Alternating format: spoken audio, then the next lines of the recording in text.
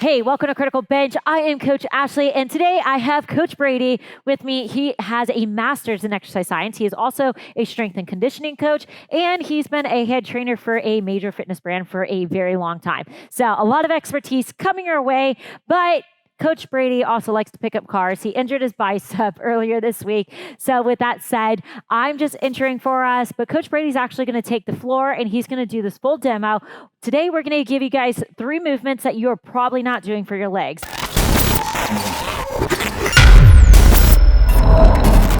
Guys, so again, like Ashley said, we got 3 exercises. So we got 2 kettlebells here. We're going to do a reverse lunge. We're going to do a swing, and we're going to do a deadlift. So I'm going to walk you through it. Like Coach Ashley mentioned, she's going to demonstrate them. I'm going to kind of point out some things that she's doing right, and then maybe have her do some things wrong that you might be doing at home. So again, we're going to start front rack position. So getting that kettlebell up there, resting right here on the upper arm, on her upper arm, so that she doesn't have to support it as much. And then we're going same side back on a reverse lunge. So go ahead and give me a couple reps, stepping back. So you see how her shoulders are staying even. She's not dipping towards that kettlebell.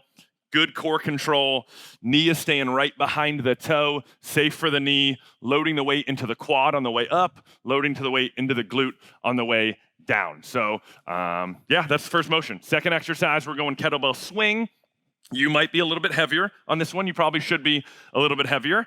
So she's gonna go ahead, pick up the kettlebell, and then she's swinging with her hips, right? So her arms are just holding the kettlebell. The hips are working, the glutes are working, chest is up tall, her back is nice and flat. So let's go ahead and do 1 or 2 reps turning to the side. So again, nice flat back. She's not rounding forward. And again, her hips, her glutes are pushing that kettlebell forward. A little bit more power might get you a little bit out of breath. Heart rate probably gonna go up a little bit on that one, right? And then one more, a little bit similar motion to that swing, but a little bit more controlled.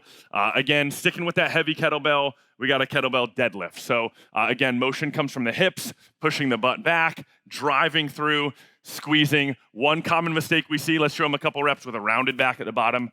No good, no good. Nice flat back, driving through, chest is up tall. Again, glutes are working, hamstrings are working, all in the back of your leg, driving, squeezing at the top. I think another one mistake that people will make, just to add real fast, is the knees. Oh, for sure. Yeah. Knees caving in. Especially at the bottom, right? So usually we see good, and then a little bit cave at the bottom. So again, driving those knees out. Kind of think about standing on your pinky toe instead of standing on your big toe. So driving those knees out, again, especially at the bottom, is definitely going to help feel it. Yeah. All right, guys, so we just showed you those 3 exercises. Now we're going to show you how we would do them in the gym, right? Yep. So you could potentially do these as their own complex, or something we were talking about, you could add in to maybe a little superset. So if you're doing barbell work, you could add it in, but we're going to show you just these 3 straight through how we would do them. So we're going to start back at the top, kettlebell reverse lunge. So again, front rack position. Remember, same side's going back. So this front leg, her quad is working right here as she's driving up, and then her glute is working at the bottom. So that's where you should feel it, right? The bottom of that lunge, you should feel it in your butt. At the top of that lunge, you should feel it right here in the quad, squeezing the top. So we're probably thinking 8 reps on each side, something like that. Because it's a strength exercise, right? So 8 reps on one side, You're gonna switch arms, switch legs, obviously, 8 reps on the other side. And then we're gonna go into that kettlebell swing.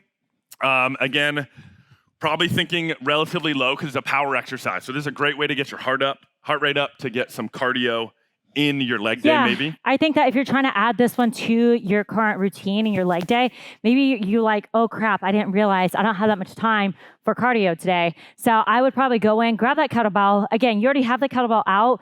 You added it to your workout. Just carry that kettlebell around with you to the gym, whatever works. Maybe in your garage, you don't have to worry about anybody else. But go ahead, grab that kettlebell. I would probably do 10 reps, and I'd probably do 5 sets of 10. You can even do it EMOM style. So EMOM, you'd have a lot of recovery. But yeah, I'd probably go 10 reps at 5 sets with like 1 minute recovery. So again, getting into it, dropping those shoulders back between the legs. You want to make sure your chest falls forward. A lot of times I see people do this. They're not getting that full lengthening between the glute hamstring. So again, 10 good reps, driving, squeezing those glutes at the top, keeping your core tight, not overarching that back. That way you're getting a good length in here. As I'm driving up, my lower abdominals are getting nice and tight too, right? That's gonna protect my lower back. So again, driving here, my chest is parallel with the ground. As Brady mentioned during the first part, you wanna make sure you have that nice flat back. As I like to say, I should be able to eat breakfast off your back. Right here, pulling it through, and as I drive through, my focus isn't releasing my core. My focus is actually tightening my core to protect my back. Go ahead, get 10 reps at 5 sets. It's gonna get your heart rate up. I mean, I just did 3 while talking, and I'm like, here we go. But then rolling into that kettlebell deadlift, how would you add that necessarily to the routine during the workout? Yeah, so kettlebell deadlift, I would potentially add that in as a little superset maybe. So if I were doing this live, I'd maybe do that kettlebell deadlift first, preload the hamstrings, and then a little bit of power right back to back. So if you're thinking about just these 3 exercises, deadlift first, control, get strong, power right into that swing to, again, get you out of breath. So then you should feel like you need that rest when you finish the swing, right? So you wouldn't want to do the swing, you need the rest, and then you try to deadlift heavy, you're going to get hurt, right? So again, flip those 2. So let's flop those 2. So she just did her set of swings. Sorry, flip-flop those 2. So she's doing deadlift first, and then we already showed you the swings, but she's going to do the swings after. So again, that kettlebell deadlift, we're thinking relatively low, heavy weight, relatively low reps, right? So we're thinking probably like 6 to 8 reps somewhere in there because it's a strength exercise. Maybe a little bit more. Definitely not more than 12 though, because we're trying to get stronger. And maybe you don't have the option of a heavy kettlebell. Like this probably wouldn't be something I would choose for a kettlebell deadlift. If you do have 2 weights of maybe even the same or different, you can load. Technically, you would want 2 of the same kettlebells, but you can do a double, kettlebell deadlift. Sure. So again, the form doesn't change in that, right? You're just adding more to that load. Yeah. Another way to make it harder is you can always go slower, right? So again, if you don't have the option to go heavier, if you're working out in your garage, you only have 1 weight, nice and slow, time under tension, loading. You should feel that in the back of your leg back here. So nice and slow, controlled, and then driving back up. Great way to make it harder, but with the same weight, adding intensity. So again, you don't have to go crazy high in the reps, but it's still hard. Yeah, exactly. So slow it down. There's many different ways that you can accommodate, your load depending on what you have at home, what you have at your gym. You can always make something easier, or you can make it a little bit less hard. Yeah. All right, guys, so that's it. Go ahead, add those 3 to your routine. Again, if you want to add all 3, like we said, start with those lunges, go into your deadlifts, finish with your swings, go ahead and do that complex through. You only need technically 1 kettlebell, as we just said. You can make it more challenging or less challenging to your needs. And let us know in the comments if you like it, all right? Give us a thumbs up. Thanks, Coach Brady, for joining me here. Subscribe. We'll see you guys next time.